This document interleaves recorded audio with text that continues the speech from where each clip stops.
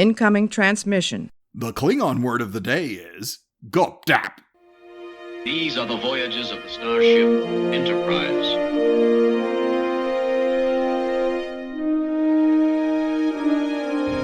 So, this is a huge victory for the good guys. Scotty, beam me up. Resistance is futile. Live long and prosper. Boldly go where no man has gone before.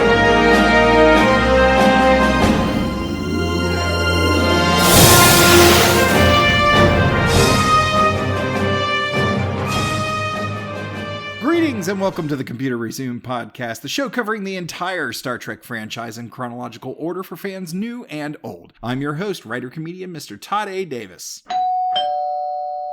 Back on the big show for the first time since June of 2021, the giggle heard round the world. It's Kat Davis! Yay! Yay! Kat Davis, hey! Hi. How are you? I'm good. Thanks for having me on the anniversary episode. I know, yeah. Happy anniversary. Happy anniversary to you as well, and to all of us. It's good that you have your wife on the anniversary episode. Well, yeah, I wasn't going to have somebody else, do this. Gary Horn, maybe? Well, because he was the very first guest. So. That's true. He was one of two people I talked to initially about co-hosting with me. Yeah. This He's a little show. busy. He's a little busy with the National Wrestling Alliance. And we had one other former guest on the show, Mr. Andy Cummins, was also a potential guest or a potential co-host who was going to be on the show with us. But, things are what they are. I love what you've done with all the guest stars that you've had, or guest hosts, I guess is what you call them. Yeah. It's a rotating panel of Yeah. family and friends. You hear from all different kinds of people. And Yes. You've reached out to different podcasts now, and you've even had guest stars from Star Trek. Yeah. It's been a big year. Yeah, it has been a big year, and this has been really fun it's been really fun for me. I think you've enjoyed listening to the few episodes you've listened to. Oh yeah. I've listened to quite a few of them. Have you? Most of them. Oh, okay. So I'm a little behind. It's but I did listen to the fantasy football one. So what did you think of it? Oh my gosh, you guys are so mean. Well, let me just say it, because you were up to be one of the people on the first one, and then a friend of ours got sick, and her husband, right, good friend of the show, Justin Bishop, right, was like, oh yeah, he was gonna come on as well, and then he's like, oh no, I can't come on, I gotta play nurse. Yeah, it was a lot of back and forth. Yeah, I gotta play nurse for Bunny, his wife Bunny. And you were like, you know what? I'll trade you so I don't have to go on this stupid game and play this stupid game on this show with these boys. You needed a female in that room, though. Oh, we really did. We really did. I hope you needed to wrangle those boys. I think so. Yeah, we're gonna have to try a little bit harder to get a little bit more diversity in that next batch. Yes. But I mean, what did you think? What were your initial thoughts, other than us being mean to each other? I thought it was a lot of fun. Yeah. So yeah, I thought it went off really well. I thought it was really funny that they were giving you so much feedback or quote unquote that about the game itself and not having science officer or not having this and that. Yes. You knew you were going to get that, though. Of course. So, everyone's going to have an opinion on how to play a game like that. Yeah. Especially as you're putting it together for the first time. Yeah, it was an experiment. Mm-hmm. And I think for a first run, I think it was a lot. First of all, I think we had a lot of fun. Yeah. And B, I think the way I set it up, it worked out nicely. It wasn't too because you've been a part of actual fantasy football drafts, which go on for hours and hours and hours with multiple people. Yep. Those can just, even no matter how psyched you are about fantasy, fantasy sports, those can drag on and they can take all the fun out of it. Well, I kind of liked hearing... You end up getting frustrated. Yeah, I kind of liked hearing everyone's like opinion on why, they chose who they chose, especially for the position that they chose them for. So that's something you really don't get in fantasy. You're just kind of like, okay, next person. Yeah. And I'm like, I don't know who that player is, Yeah, well, that was something I wanted to ask you, since you just listened to the episode. When you heard someone chosen for a particular crew that you weren't familiar with, did you feel any sort of drive to be like, I want to know who that is and why they're going up against somebody else? Yeah, I think so. Because I mean, if you chose them to be your captain, say, I think I understood most of the captains, or I recognized the captains. I can't remember who exactly I didn't recognize, but if I didn't recognize them, then yeah, I'd want to know why did you pick them, and let's go find out. There was a lot of Deep Space Nine, and I'm not super excited about Deep Space Nine. I don't know why. It's very different from the other shows. Yeah. But I'm excited for Gary to actually like watch some of the cartoon versions that you guys talked about, because I love Lower Decks. Lower Decks. It's so much fun. Lower Decks is great. And for JP to listen to or to watch Discovery, because Discovery is really good. Yeah. So I can't wait to talk about Discovery with you. Yeah. So. I think Discovery is going to be a lot of fun to discuss, and it is going to be fun to discuss it with those guys who have not experienced it yet. Yeah. But funny enough, you love the animated stuff, but you're not a fan of Prodigy. I don't know why I can't get into it. I don't know. What's the roadblock? What's holding you up? I really don't know. I don't know. I'm just not. It's just not grabbing me. Is it the idea of it's kids, or is it the digital animation, or it might be the digital part? Does that not grab you like regular ink and paint? Yeah. 2D cell animation. It's also like, I don't know. I kind of want, and maybe I just haven't watched it close enough with you, but I don't know. I like cartoons to be funny and a lot of fun, and it's still like that. It is very Star Trek. It is very much a Star Trek adventure. It's just Prodigy. Right. Yeah. It's just I like Lower Decks because it's just so silly. You know? Yeah. Which fits the medium better for me. Right. And it's funny because you're not as familiar with Deep Space Nine and Voyager, but there's so many Easter eggs. There's so many Easter eggs in Lower Decks, but it's still a very accessible show. Yeah, you don't have to watch those other things to have that background. Yeah. So. And they're packing in so much story and character development. And this is something that we've discussed on the show with other guests. But they're packing in so much character development, plot, and story into 22 minutes, as opposed to 44 to 46, like the normal episodes. It's really impressive what they're doing with Lower Decks. Yeah. And Prodigy is in its infancy. It's just getting off the ground, and every Star Trek show has had trouble getting out of the starting block, and all of them have. So I think once this really finds its audience, and once it hits its stride, which I feel like it's getting there. Because it is meant to find a younger generation and have them fall in love with Star Trek. Yeah, because with this, unlike every other version of Star Trek, it is starting with these kids, teenagers, who do not know. They do not know the Federation. They don't know Starfleet. Yeah. They have no idea about any of this stuff, which gives ideally kids who are discovering Star Trek for the first time, it lets them identify with those characters and learn about Star Trek and Starfleet and the world where things are at least on Earth a utopian future, and there's no more war or disease or poverty or anything like that, and hopefully inspire them for that next generation. So the other thing I wanted to talk to you about is this has been the first time that you've been on the show in like 6 months. I know. And this has been the first episode you've watched in quite a while. It's been a while, but I don't think I'm that far behind. Yeah, I don't think so either. But this I think it was like mid to late season 2 that somehow I got out of sync with you. Yeah, I think so. I think you went to bed one night and I stayed up to watch 2 or 3 Like more. a lot, yeah. Yeah. I binged a bunch of them. So this is this is the first time I heard the new theme song. I was gonna say, or I would like the remixed theme song, I guess. what I will call renewed faith of the heart. Ugh. What did you think of the remix? They did not understand the issue. It did not understand the issue.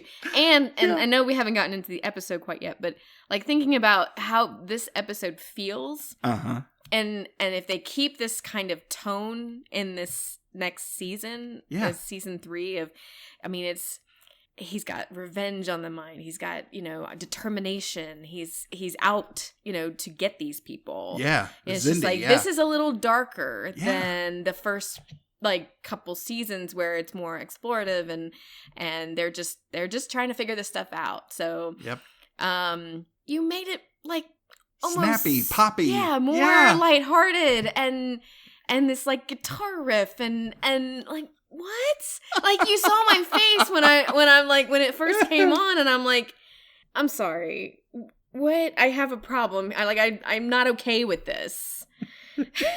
It makes me think of Tom Hanks's character, the record executive in That Thing You Do, telling the guys like, "Hey, you're going to do what we tell you. I want something poppy, something snappy." Yep.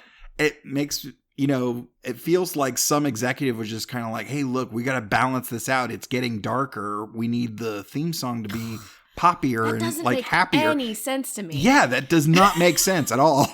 Like, if you're going to make the theme song reflect the individual tone, then the theme has to be different for every episode. Right. And because again, it takes you out. Like, you do the cold open and then you go into this campy song and you come back and it's like your brain is like, what just happened? Yeah, absolutely. And I think because of the different tone of the show, if they were trying to find balance, or if they were trying to, I would really love to. Well, I think over the first 2 seasons, I think they got enough negative feedback that they were like, "Oh, we got to change it." You just didn't get it. You didn't understand why they you're not listening. Yeah. You're clearly not hearing what we're saying here. And didn't I tell you when we were talking or when we were watching that it was further into the 2000s, and it feels more and more like they're going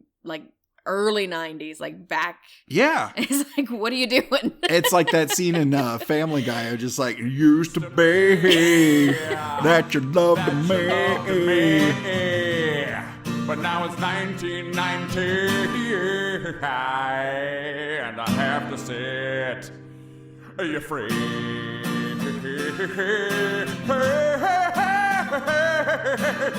The letter A, the letter A. Thank you. Yeah, I feel like and this was also with this season, we see that the title has changed from Enterprise to now it's Star Trek Enterprise. Oh, we officially get now it's officially Star Trek Enterprise, which was kind of like, is anybody watching this consistently questioning whether it's part of the Star Trek franchise? No, definitely not. But what happened in between the 2 seasons? Was it like the Federation started, or? I think it was getting towards, after the incident with the Borg, which Archer had to make some heavy decisions there. Mm-hmm. He had to jettison a few people out of the airlock in that episode.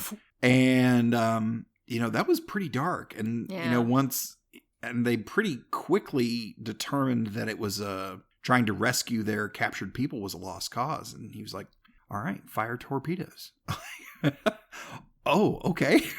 So he really takes a turn there. And shortly after that is when the Xindi attack Earth. And, and that's kind of where we end up here Right. at the beginning of this episode. Yeah. It is noticeably darker. Archer has definitely taken on a more grim facade and a more direct, hands-on, angrier approach Oh, yeah. to being captain. Yeah. Archer's mad. Yeah, Archer. Yeah, Archer's mad. How did you feel about this? Like, without getting too spoilery, like, how did you feel about just Archer in that cold open type thing and seeing him? This is kind of a new Archer. Yeah, it definitely is. What'd you think about it? It's hard for me to get on board with revenge stories. Really? But I know that they make for great TV. Yeah. If you ignore, if they blew up Earth or they took out, a big chunk of Earth, and it's like, you can't not, seek revenge. That's what we do, right? Especially, the United States. Oh, yeah. Although, who's going to miss Florida, really? Come on. So, we can say that because we lived there. Yes. The dark times. Yes, a life gone by. But it's like, it's hard because I think he's blinded by the revenge. Mm. He's not paying enough attention to other things that are going on or the danger he's putting the crew in. Mm-hmm. He's just seeking the Zindi, Right. at all cost. Yeah. And that gets scary. Like, I would not want to be on the crew at that point. Yeah. Because I wouldn't trust my captain to do what's right for the moment because he's thinking so much about. Yeah. He's just got a one-track mind. Yeah. And Emotions are definitely running high in Yeah. this episode. Yeah. So, without further ado, let's get into this week's recap. Spoiler alert. Spoiler alert. Spoiler alert. UPN Wednesday. Enterprise captures an alien intruder who may hold the secret to Earth's destruction. Tell me what you know. And how they get it will take your breath away. The airlock's decompressing, sir. She'll die. Not for 20 seconds, he won't. Star Trek Enterprise. As Enterprise continues to travel through the Delphic expanse, the ship is damaged by destructive spatial anomalies. And so on. With most of the primary systems offline, Travis notices another ship nearby, but no life signs are detected. Archer leads Reed and several Makos on an away mission. Uh-oh! Better get Mako! And discover the crew are all dead. They grab some goodies and bounce. Soon another vessel approaches Enterprise, and a group of aliens beam aboard, stealing weapons, food, and equipment. It's hungry, hungry hippos! Hungry, hungry hippos! The crew finally prevails, and one of the aliens, an Osarian named Orgoth, is captured. Archer hopes to recover the stolen items, but the Osarians have masked their ion trail. He then confronts Orgoth in the brig. He explains that they were traders attempting to find new trade routes, but after being hit by the spatial anomalies, And so on. they were unable to leave and resorted to a less than reputable means of survival. Pirate. Enterprise tracks the Osarian vessel, finding a large, 1,000-year-old sphere constructed out of a single alloy. Holy rusted metal, Batman! The away team discover a series of habitat modules containing most of the stolen items. The crew also finds a cargo manifest, and Hoshi soon learns that they had also recently attacked a Zindi ship. Archer once again confronts Orgoth, demanding to know everything about the Zindi. What do you mean everything? To make him tell Archer where the Zindi's secret place inside is, he drags the Osarian to an airlock, initiating the decompression cycle.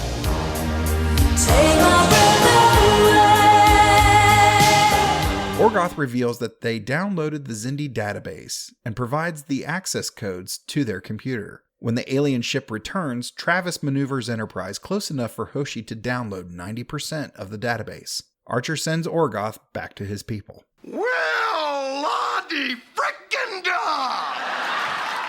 So, as we mentioned, like right off the bat, we see Archer is mad. He's mad about. Archer is mad. Yeah, Archer's mad. He's, acting on emotion, and he's out for revenge. Not only for the damage that's been done to Earth, but his close friend Trip lost his sister Yeah. in that, and that's really tough too. But Trip doesn't even seem to be as... I would expect Trip to be so much more revengeful. Not in this episode, but in the episode that it happened and the very next episode, which is the last two before this one. He is. He's quite vengeful, quite spiteful, and doesn't care about who they hurt, in trying to get to their end goal of making the Zindi pay. And it's hard to watch. I mean, we've given Connor Trinneer a fair amount of grief for his portrayal of Charles Tucker III, but honestly, like looking at what he's going through, them being on essentially a diplomatic mission, they're there for exploration. It's only recently that they've gotten the soldiers on their ship, the Makos. Right. So, up until then, they were just exploring, just cruising around, talking to people, asking questions, and just learning. Yeah. That's all they're there to do. Yeah. And then here some alien species comes and just cuts a huge hole in the planet, kills millions of people for what is a perceived slight in a possible version of the future. Like, right. Yeah, he's really upset about that. So is Archer. Yeah. Archer, feeling, Trip's pain because they're such close friends. So is Trip dealing with it by what he's doing with T'Pol? Pretty much, yeah. It's one of those things, they are coming under attack pretty regularly. Yeah. And so Trip is in a constant state of anger over the death of his sister and exhaustion from having to constantly not only maintain the engine, right, but initiate and effectively repair the ship, like constantly. And this is after Enterprise got recalled to Earth and upgraded. So this is with the upgrades, like upgraded shields, upgraded weapons, and he's having to perform more repairs now because they're getting attacked more regularly. Well, and now we're in this expanse that seems to have all these crazy things happen with different ships. Yeah. And if you don't know what to do with your ship, it sounds like, the Osarians saying that, I forgot exactly how he said it, but these particular spatial anomalies. No, the things that he was saying that the ship needed.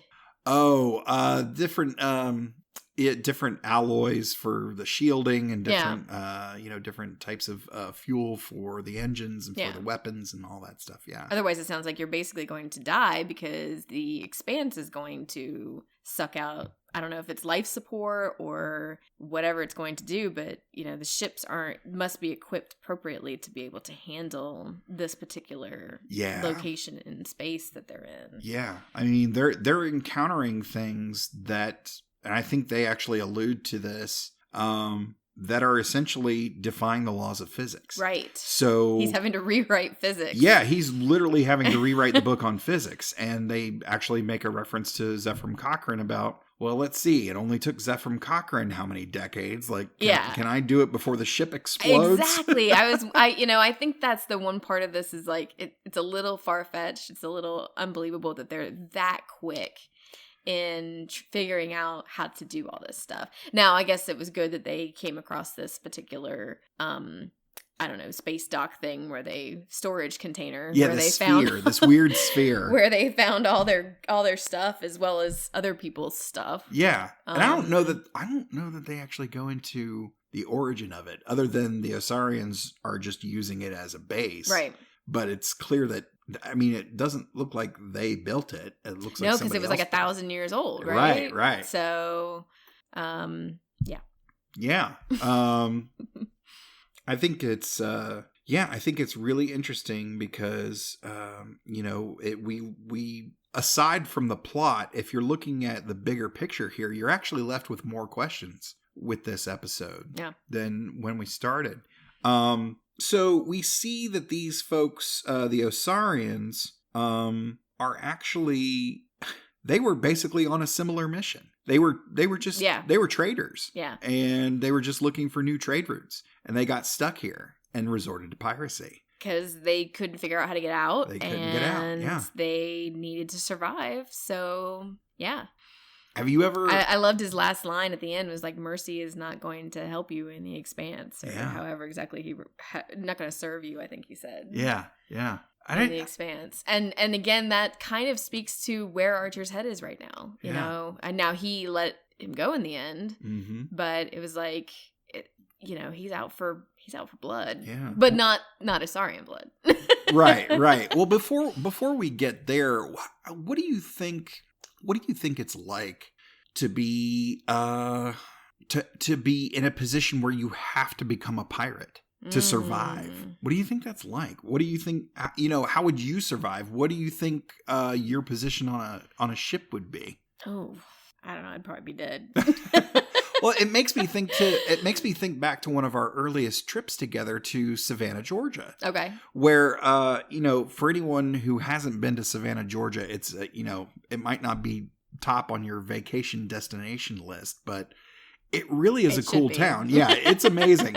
But one of the big things there is all the pirate history. And part of the set up the sort of lay of the land of how the city sits on the water in relation to the island that's just off the coast and everything. The long and short of it is there were a lot of pubs lining the seaside street there. And in short, and I won't go into a lot of detail just because I'm sure I'd get the details wrong.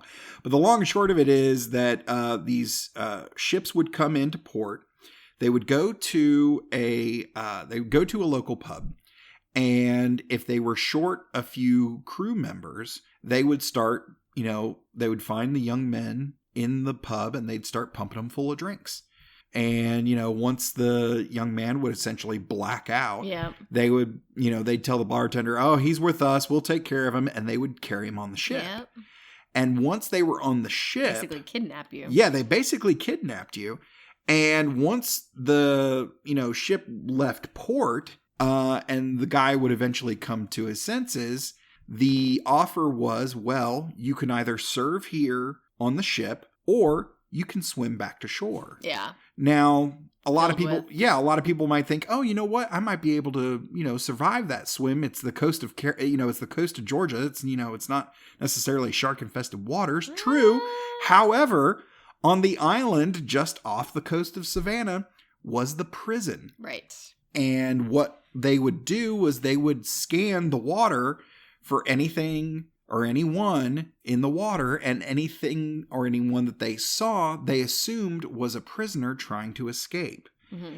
And so they wouldn't go out and rescue them. This was long time ago. So they would just aim their cannons and start firing. Yeah. So it wasn't an issue of, oh, you might drown. It's you might get shot and then drown. Right. But yeah, that was kind of their thing. So you either served as a pirate or you take your chances for the swim and dodging of cannonballs back to shore. I guess you don't have much of a choice at that point. Yeah, so if you want to live, you do what you're told. Yeah, it seems like piracy is almost born out of necessity. Yeah. I think the sad part is most crime is. So you get to a point of, you're either crazy and you just love to watch the world burn.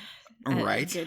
Good Batman reference, but or you're desperate. You're lack of resources. So sure. You're out, thieving or, trying to get what you need. Right. Either, slights from the government, them sending, certain ships. Again, I'm speaking more of, back in the day, 19th century,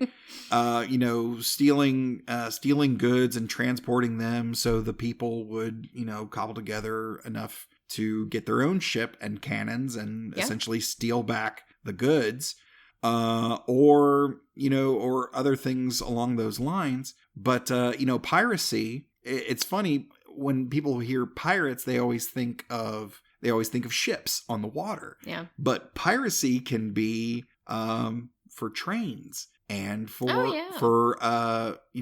rail cars, for 18-wheelers. Mm-hmm. And here now in the 21st century, digital piracy. Yeah. Now, digital piracy is almost solely based out of, it seems like, rebellion against a corrupt system, or at least that, a perceived to be corrupt system, or some part of a social injustice, an effort to correct a social injustice of some sort. But it's interesting to look over the decades at the different brands of piracy and to see how those things came about and how those things survived or evolved into their next form, leading us here to the digital age. But well, and going back to the episode itself, I mean, Hoshi's even kind of, I saw her as kind of like a hacker. Yeah. She was trying to download this database again, specifically for understanding the Zendi. Yeah. Do you think Hoshi is part of Anonymous? Anonymous? Yeah, the hacker group. Oh. I could totally see her part of Anonymous. That would be pretty cool, actually. Yeah. I almost feel like this, you kind of learn, and I was kind of surprised to see how easy it was for her. Now, I know it took a while, which is the hard part, because they were, trying to run away or not destroy the ship yet. Right. So they had to evasive maneuvers. Mm-hmm. I found that it was interesting how easy it was for her to get tapped into it. It was like, there's no firewall. There's no, way of protection. Right. To just go into their system. Well, yeah, exactly. I mean, essentially the Osarians, while they are, pirates, they still are flying a trade ship. Right. So they don't have military grade digital computer protection or anything like that. Not that Enterprise does, but Enterprise kind of went into the Delphic Expanse as prepared as they could be, given Earth's technology of the day, and at this point the military support, in that it is now gone beyond a diplomatic and scientific research mission. So along with these Osarians that they encounter, we actually capture one. Right. And Archer kind of gives him, hey, look, you killed one of my guys. Yeah. How are we going to make up for this? And he's not interested. And then when Archer comes back, he's even more bent on getting the information that he needs from this guy, from this Osarian, this traitor, this pirate. Right. And we see him take some pretty drastic measures, tossing this guy into the airlock and then depressurizing it. Yeah. Reed comes up behind him and is like, Cap. Yeah. The chief of security / tactical officer is going, hey, should we maybe not do that?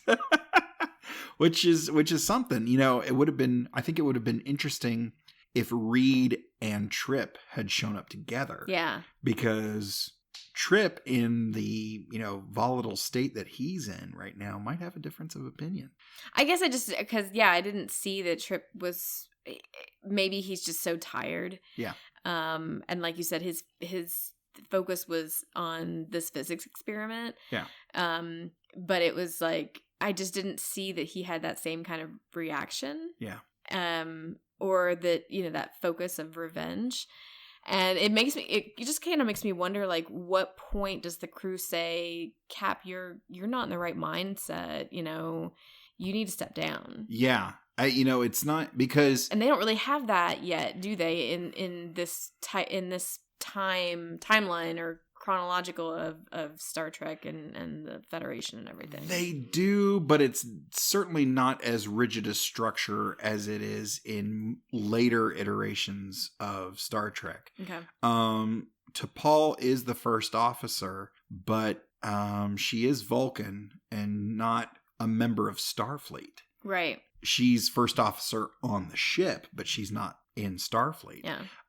Phlox, who the ship's doctor has the command authority to relieve the captain of duty. However, Phlox is not a member of Starfleet either. Oh, really? Yeah. He's not an officer. Huh. He's part of the Denobulan Science Exchange. So that's why that's why right. he's serving on board. And it's not until later iterations where Starfleet medical personnel are ranked officers, and they establish more rigid rules, obviously from the things that happened on Enterprise. Yes. Establishing rules of like, let's set it up like the old United States Navy or the old United States military, and becomes more of a rigid structure, so it leaves less things to question. Not so much to make it more military, although after this incident here on Enterprise, we see that later iterations of Star Trek crews are definitely more have a more centered focus. While it is still centered on science and exploration, there is a heavy element of military training and tactics. Yeah. With weapons, with evasive flying maneuvers and things of that sort. Survival techniques. Survival techniques was, those were implemented with the NX-01 crew to begin with, but it was more leaning towards, it was still very much experimental flight training. So it was kind of like, all right, if you crash land in the desert, how do you survive? If you crash land in a jungle, how do you survive? If you crash land in the Arctic, how do you survive? It's a lot of that type stuff. It's not, okay, you're being chased through the desert by an enemy with superior firepower. How do you survive? Yeah. It's all, assuming you're by yourself type things. And, after this incident with the Xindi, it changed Starfleet. Yeah. It really did. Yeah. With them taking this prisoner and essentially torturing him. Yeah. How do we feel about Archer's technique here? He gives the guy an ultimatum. You either tell us what we want to know, or we'll kill you. I mean, it worked. It worked, but I feel like at a cost. I think it hurt his relationship with his crew members, the ones at least that saw it. You know, Reed was one in particular. I mean, and again, I think he's learning. I think he's seeing where his own limits may go. Maybe he doesn't. Maybe he's losing his limits. In terms of realizing how far he is willing to go to get revenge, to get the people that did this to Earth, to his people. Yeah. And it's like I said, I'm not saying that they don't deserve to be punished. They don't deserve some vindication there, but again, you have to make sure that your crew, as captain of this ship, your crew are your top priority.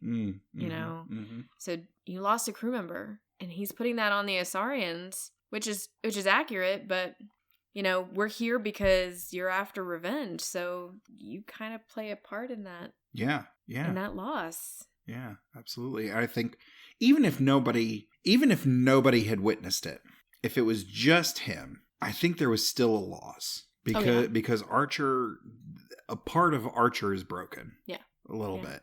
But again, at the very end, he doesn't kill him. He doesn't even keep him. He sends him back to his people. Yeah. So he's teetering. Yeah, absolutely. He is in a dangerous. And I think he sees place. That. He says it about himself too. Yeah. Yeah, absolutely. Well, let's move into our section that we've sort of lovingly in a way that only Trekkers can refer to the stats section of this show that we call Who Do We Blame? Who do we blame? This episode was written by Mike Sussman. His last writing was on season 2, episode 21, The Breach.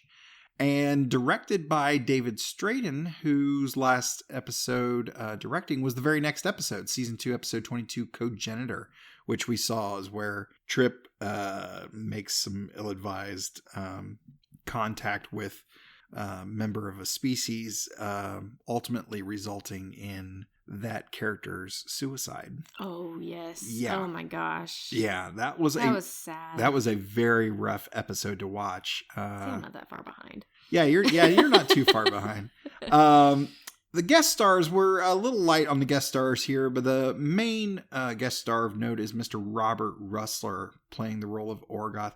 He's another you character. wouldn't recognize him at all, of course. No. He looks more like Texas Chainsaw Massacre to me. Yeah, exactly. Getting caught in some of those spatial anomalies, he alludes to the fact that the anomalies. Oh, did they change them? Yeah. I didn't realize that. Getting hit with those anomalies actually, sort of tore part of their face. Ooh.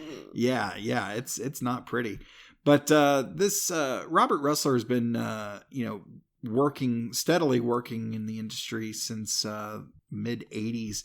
He's got credits on Weird Science 1985 and Nightmare on Elm Street 2, Freddy's Revenge the same year. And then I love me some cheesy skateboarding movies. He was in 1986's Thrashin' as Tommy Hook.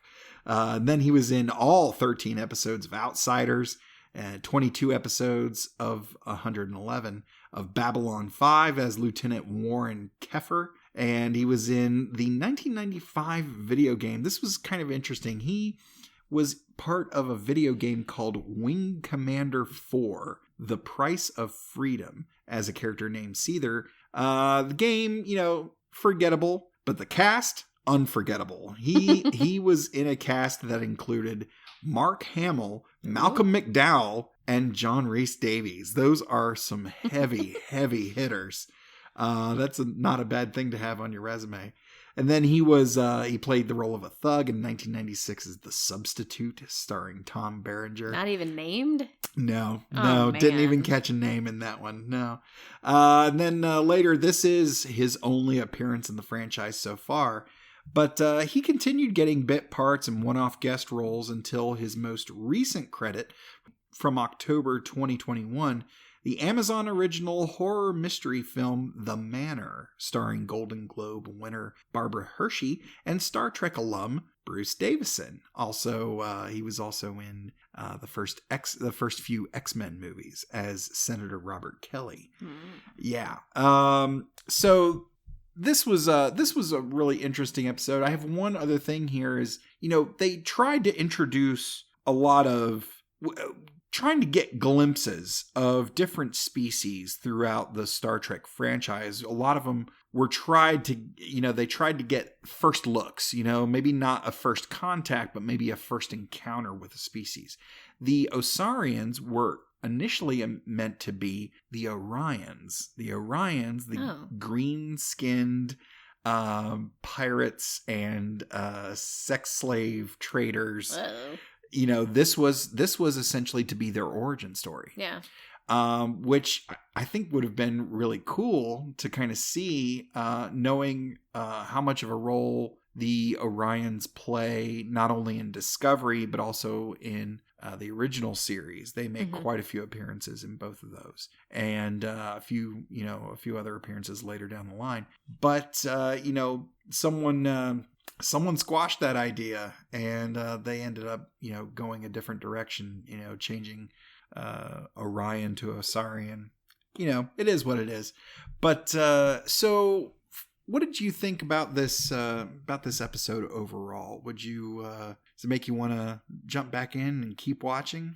Yeah, I'm interested to see what happens with Archer. I like I said, I kind of hope that he at least doesn't put the crew. I'm worried he is going to put the crew in danger. Yeah. Or himself in more danger. He's always going to these missions and doing things on his own, and it's he's the guy, and it's like you're also the captain, and you're responsible for all these people. You gotta you keep yourself in line, please. Yeah. Gung ho cowboy. Exactly. So, but I'm curious about the Expanse, like because they didn't leave the Expanse in this episode, did they? No, they're still in the Expanse. Because I remember the Osarian saying that it's easy to get in, it's not so easy to get out. Unless again your ship is equipped appropriately. So right. I'm curious to see what this Expanse is, what they're going to change with the ship or need to change with the ship, and how they're going to work in this environment. So yeah, I thought it was a good episode. Now we see, and we didn't mention this, during our discussion of the, just after the recap, but we see Trip continuing his sessions of pressure point therapy. Yeah. With T'Pol. Yeah. how do we feel about all this? You know, are we, because you are sort of getting into some alternative medicines, some more herbal based natural remedies, and acupuncture. Yes. You do acupuncture quite regularly. How do we feel about what's going on with Trip? I was scared to do acupuncture for years, but always curious about it. And then finally, last year, 2021, finally tried it for the first time to alleviate different symptoms I've had, and I fell in love with it. Like, take us into your experience with it. It's you know, talking about different, you know, issues that you're going on with your body. So many different pressure points in your body, especially in the ear, that relate to different organs. And and you know, it's just like, it never would have thought that, you know, touch here and it actually impacts somewhere else. But it's really cool because, you know, I talk about, I've got some, getting old, I've got some hip pain, and it's hard for me to sleep at night because they go to sleep, or, you know, arms and legs go to sleep. So, you know, they're just putting a bunch of needles in, and then I go to bed at night and I don't have that same pain, and it's incredible, you know, especially after going to chiropractors for years, or massage for years, or, you know, different techniques, and it's just incredible to me that something like that can just alleviate, you know, in one session. Now, I'm still going, and I'm still, it might come back, or I might, you know, go, you know, do something and screw something else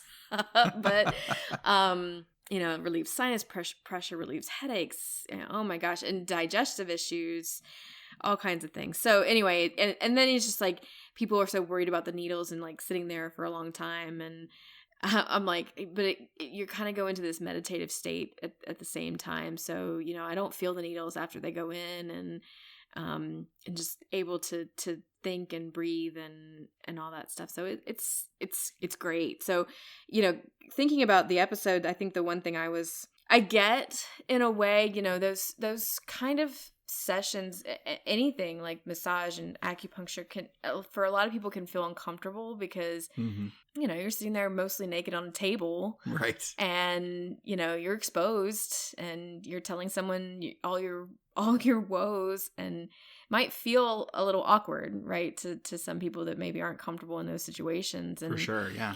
And, you know, even Phlox said to him about, it's really intimate, or I don't know if he used the words, I don't know I can't remember what word he used, sensual or something like that. But right. There is a level of intimacy. Yeah, but it made it feel like it didn't, when I was first watching what she was doing, and I know they got interrupted this particular episode, I think, but except for the fact that she was wearing something that had a midriff to it, it's like, don't you have a longer shirt? But I was like, I don't feel like it was that, you know, I felt like she was trying to genuinely help him. You know, it's not sexual. It's not, you know, anything like that. It's like, take those, healing can be intimate. Healing is intimate. Yeah. You know, so it's just, but it's like, do it for the right reasons, and, you know, be there for that moment. And yeah. I think, well, I don't think I'll ever forget, and I'm sure you won't let me forget. I had never gone for a massage until we were together, and we started doing couples massages every now and then. Not an all the time thing, but every now and then. And at the time, I was working third shift, and I remember going in early in the morning after my shift, and we went in for a couples massage. And then I remember hearing you say, yes, he works third shift. And hearing both of the masseuses going, oh. Because apparently, and I found this out later, not only had I fallen asleep, but I had started snoring. Really loudly. Really, really loud. It was adorable. But I mean, again, you know, that's one of those things, is that's not uncommon, right? So it's just like, sometimes people have... It's working. Right. It was working. Right. He's relaxed. I'm so relaxed. He's so relaxed. you know, I depending on how deep the massage is, sometimes you're kind of surprised that someone could fall asleep because it's like it can be painful. It can be, yeah. Trying to work out those muscle groups and all that stuff, but but yeah, like I think that's part of a lot of this, that people just don't talk about some of this stuff. And when you realize, hey, it's okay, it happens. Yeah. You know, it's fine. Yeah. So it's not, you know, I think you had an issue in the beginning of like who was going to, you know, be touching you. And right. I initially, because again, at the time, and, you know, I've talked about it a couple times on the show here, I come from a law enforcement background, which includes an uncomfortable uniform, a duty belt with roughly 40 pounds worth of equipment, uncomfortable boots. We're talking 8, 10, 12 hours or more at a time, you know, 5 days a week or more, you know, for that. And, you know, when we initially started doing couples massages, I was just kind of like, oh, I don't know. I'm going with at the time I was going with my girlfriend, but I don't know. It's, you know, it's kind of weird. I don't want a dude touching me or whatever. You know, all that stuff. But getting into it, you know, I was like, okay, just light, you know, just, you know, relaxing massage. And then realizing that was doing nothing for me. Exactly. And I was like, oh, you know, let's get a little heavier. Let's go a little deep tissue. And whoever did it that first time, just wow, it worked. And yeah, they were pretty rough with me. So by the second or third time that we went for a massage, they were like, okay, and who would you like? I was like, give me the biggest, burliest, strongest person who's going to beat the crap out of me, because that's what I need. And it became, you know, all those preconceived notions of like, oh, I don't want to get touched by a dude, or, you know, I want it to be a girl for whatever reason. All of that out the window. It's just kind of like, hey, look, I need to get healed. And frankly, I don't care who's dealing out the healing as long as they do it and do it well. So, and we mentioned this at the top of the episode. This is our 1 year anniversary. Here it is. We've made it. You need another couples massage. That's what we do. I know that's what we do. But so are we doing flashback episode or in memoriam of any kind? Memoriam? Oh no, I can't take any more in memoriams. Any favorite moments? You know, we've had so many great people on the show and just wonderful discussions. Everything from very funny, poignant, very very funny. Just side-splitting discussions about the silliest things to very poignant discussions about religion and the meaning of life and what is consciousness. Usually those conversations are with Gary Horn, but you know, I'm just so grateful to have survived this long with a Star Trek podcast, because folks, if you're out there and you're just curious, you know, Google search Star Trek podcasts. You will find more podcasts than you know what to deal with. And especially now in the age of COVID, you know, when a lot of people's plans changed, a lot of them decided to start podcasts. And many of those podcasts. You were one of them. Yeah, I was one of them. Actually, I think you might have had this idea before COVID. But. Yeah, I did, but I didn't pull the trigger until COVID actually hit, just because, you know, the timing was just exactly kind of perfect for it. But it was interesting. A lot of people started podcasts in the pandemic, and a lot of them were Star Trek podcasts. A lot of the folks that I've interacted with are in their first 6 months or their first year like me, or in their first 2 years like Red Shirts podcast. And it's been such an open and welcoming community. I feel very, very lucky to have talked with the people I've talked with and had the conversations and interactions either on the show or through social media that this has been absolutely wonderful. It's been a really, really great experience. And just to let you guys know, here we are at the 1 year. We have done 47 episodes.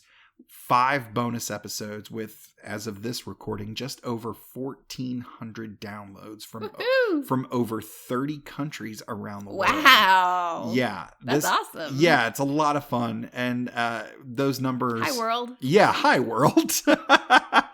It's very humbling. And I just wanted to say, other than the folks in the credits at the end of every episode, I have a lot of people to thank. So if you guys will indulge me for just a minute here, big thank yous for our great, fantastic, wonderful first years. Go to Britton and Bill Benton, cosplayer Andy Hawkman Holt, Jeremy Larson, aka Mad Riker, graphic designer J. Chris Campbell, attorney Alex Kornfeld, tattoo artist Ren Marie Arrowwood, photographer and artist John Paul Newton, from Stone Grown Comedy, my dear funny friends Adam Schulte, Queen Momo, Andy Cummins, and Robin Scott, and the very kind and incredibly generous cast members of Star Trek, including the voice of the USS Protostar on Star Trek Prodigy, Miss Bonnie Gordon, and Lieutenant Weiss from Star Trek Voyager, and also Star Trek The Next Generation, Season 4, Episode 21, The Drumhead. He is crewman first class Simon Tarsus, Mr. Spencer Garrett. So many thanks to both of you for coming on in our first year. My fellow Trekker podcasters, I got to give some big thanks to them for coming on the show, interacting with me online, having me on their shows. It's been so much fun. So big thank yous to Adrian and Sophia from the Where's Beverly podcast, LT Lawrence Todd from Star Trek Talk Through Media podcast, Jerry Antimano from the Four Quadrants podcast, Wes Teasdale from the Penske File, Kevin from In Star Trek We Trust podcast, Jake Donaldson, Maddie Churchhouse, and Nathan Thomas, my brothers and sisters from other mothers and sisters from the Red Shirts podcast across the pond over there in the UK. Mr. Miles Griffin from the More You Nerd podcast. The wonderful, lovely, and talented Mrs. Ren Sims for coming on as much as she has and letting us have fun talking with her. And of course, my co-hosts on Cinema Shock, who have been on the show quite a few times, Mr. Gary Horn, Mr. Justin Bishop, and last and certainly not least, the voice of the Computer Resume podcast, executive producer, my wife, Mrs. Kat Davis. I got an EP credit? Yep, you Dang. From that was something I wanted to make official here. Going forward with the new season and going forward in the show, I want you listed. Well, that is going on my resume. Yeah.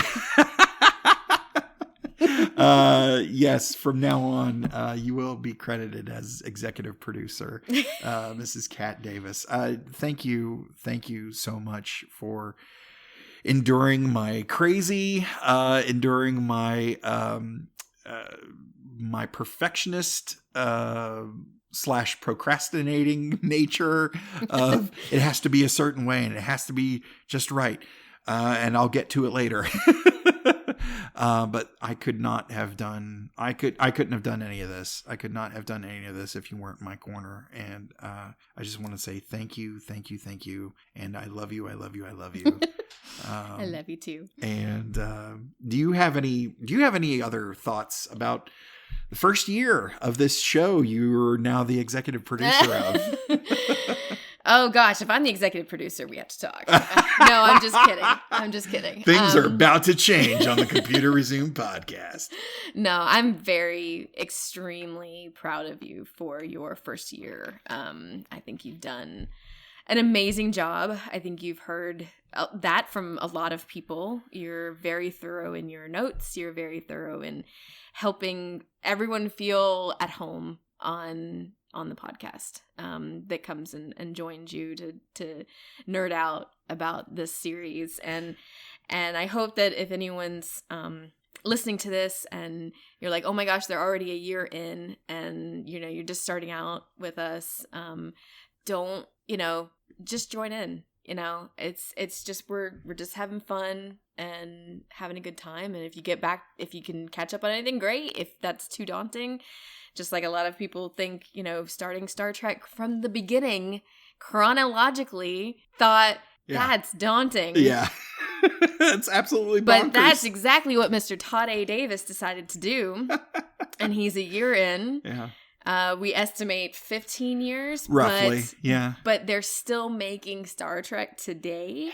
At least 4 active series. Yeah. Plus movies. Uh-huh. Yeah, so... Comics. And other things as well. This could be like the retirement gig, really. So yes. Luckily he's still fairly young. Yes. Luckily. I'm on the right side of 40. So for a little while longer at least. Right.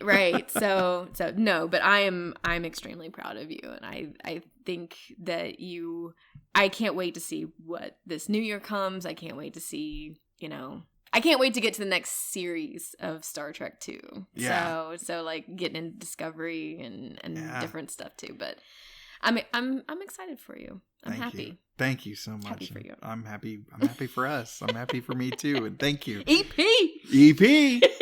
Cat Davis. Well, next week we will be joined by my friend, poet, comedian, Mr. Moody Black, to discuss Enterprise, Season 3, Episode 3, Extinction, which was directed by Mr. LeVar Burton, and of course is available on Paramount Plus. Cat, what do you have going on that people can come and find you and support? What do you want to make people aware of? Where can people find you? Well... That's a lot. That was a lot. Yeah. What are you into that people can follow along? Let's start there. Okay. Well, so I did start a new Instagram account, although I haven't done a whole lot with it yet, but it's at A Worthy Seed. It's got some of my artwork on it that I've been doing. Been trying different artwork, so that's why I haven't posted recently. I'm trying to get into some watercolors, but most of what's on there right now is my pour painting, fluid art, whatever you call it, nice.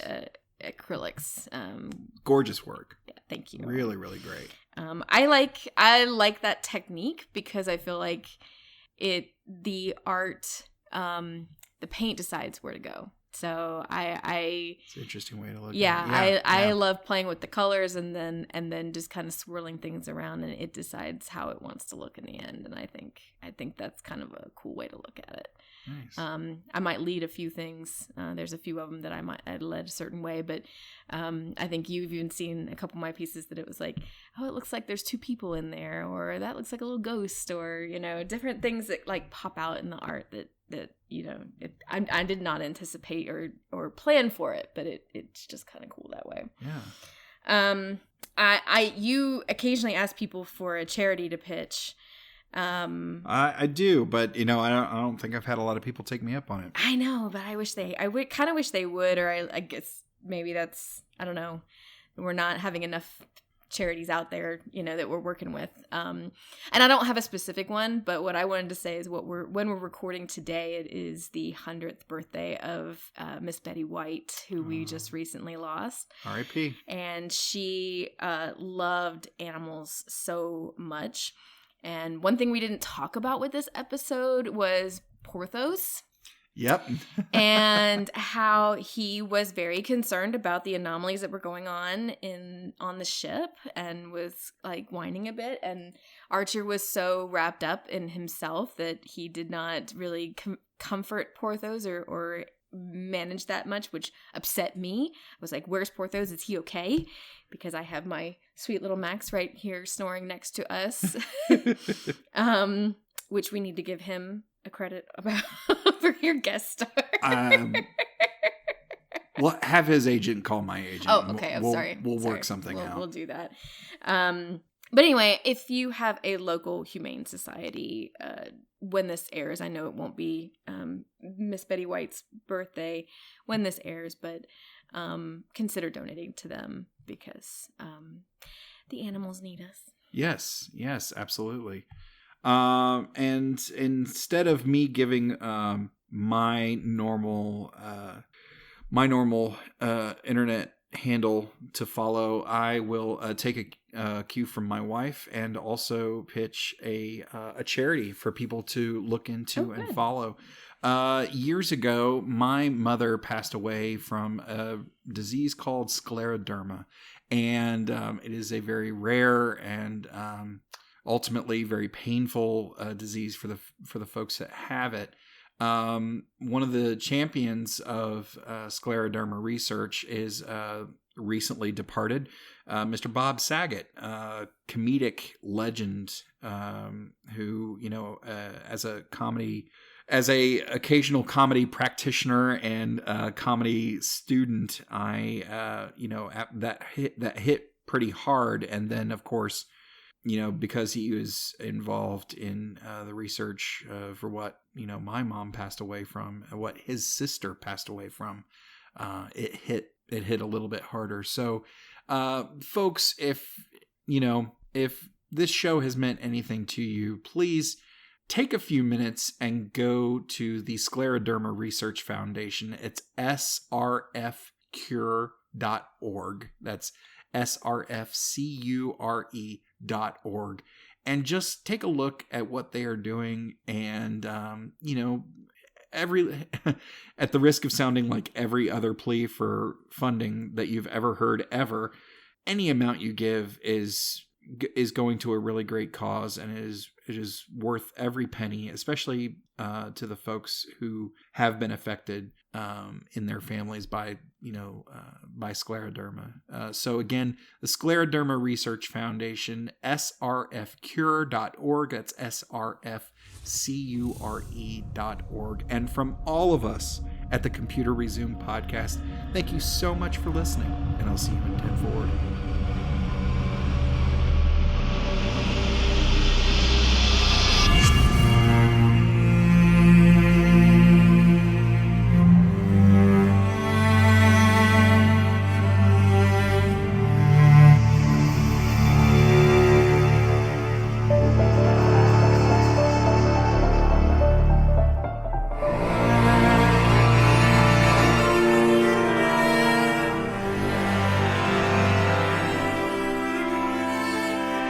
Feel free to send us your subspace transmissions to computerresumepodcast@gmail.com or at Computer Resume on Facebook, Twitter, and Instagram. The Computer Resume podcast was created and produced by Mr. Todd A. Davis. Our logo was designed by Will Martin and Justin Bishop. The opening theme was produced by Justin Bishop. Our outro music was provided with permission by Drone Node. Additional music was provided by Mr. Todd A. Davis and Gary Horn. And I'm Kat Davis at that.darn.cat with a K on Instagram. The Computer Resume podcast is part of the Slice of Fried Gold Network. #LLAP. We'll see you next time.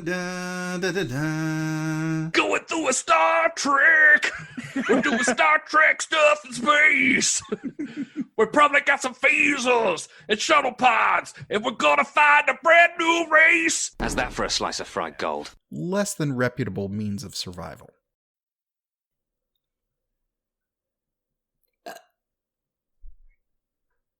Don't leave that in there. Soon another vessel approaches Enterprise, and a group of aliens beam on aboard. Take that again. Beam on aboard. I know. I don't know why I phrased it that way. Thank you!